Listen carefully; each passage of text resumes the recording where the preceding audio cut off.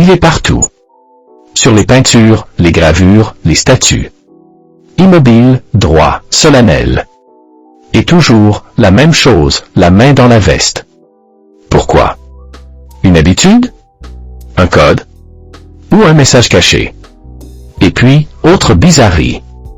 Tous ceux qui l'ont côtoyé le disent, Napoléon arrivait toujours en retard. Pas 5 minutes. Parfois 2 heures. Même pour des réunions vitales. Alors qui était vraiment Napoléon Bonaparte? Et que disaient ces gestes de son pouvoir et de son esprit? Commençons par la main dans la veste. Un simple tic? Non. Ce geste était délibéré, calculé, orchestré. Il apparaît dès les portraits officiels.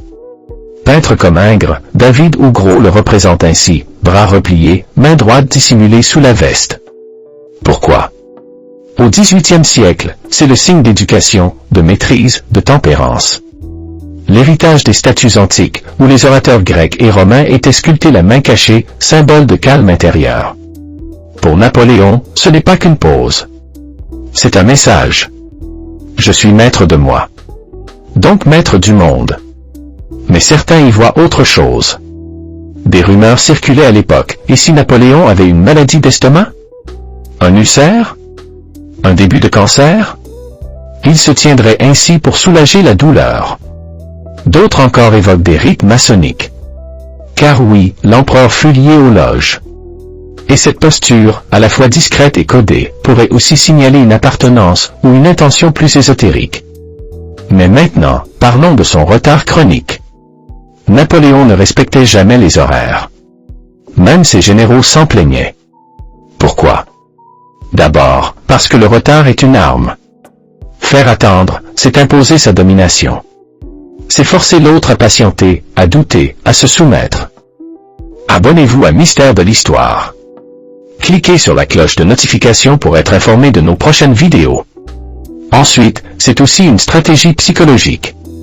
Napoléon se faisait attendre pour entrer au moment parfait. Créer un effet. Un impact. Un silence. Et parfois, c'était simplement pour observer qui s'impatiente. Qui se plaint. Qui reste calme. Il avait compris une chose. Le pouvoir, ce n'est pas être à l'heure. C'est faire en sorte que le monde tourne autour de toi.